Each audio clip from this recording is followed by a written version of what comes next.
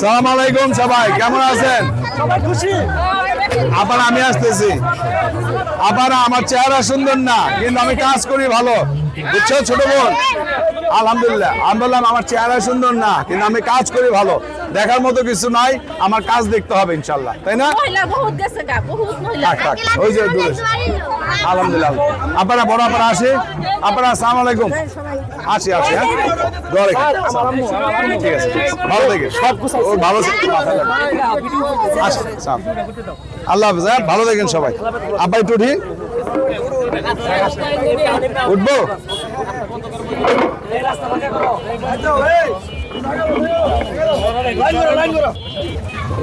ভাই ফুচকা নাই, টাকা দাও, একটা টিস্যু দাও। টিস্যু আছে?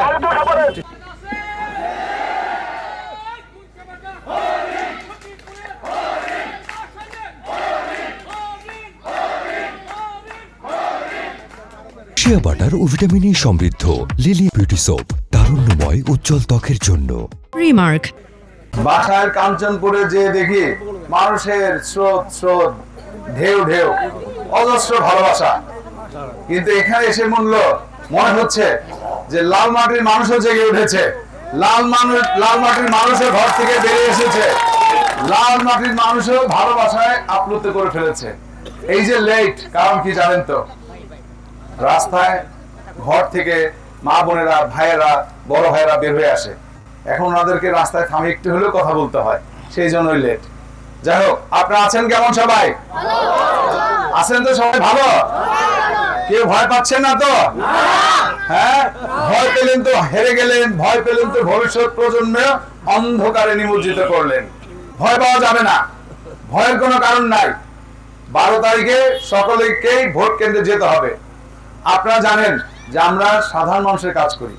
আপনারা জানেন আমরা শ্রমিক ভাইদের জন্য কাজ করি। আপনারা জানেন আমরা মজুরের জন্য কাজ করি।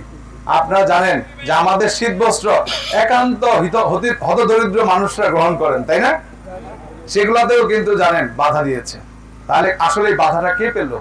একটা গরিব মানুষ কিন্তু তার ছোট্ট একটা জিনিস পেয়ে একটা শীতে ভালো সময় কাটতো, সেখান থেকে বঞ্চিত হলো। আমি দিতে পারলাম না, আমি বঞ্চিত হলাম, যে আমি হয়তো একটা সব থেকে বঞ্চিত হলাম, মনে সান্ত্বনা থেকে বঞ্চিত হলাম, কিন্তু কষ্টটা কিন্তু বেসিক্যালি গরিব মানুষের।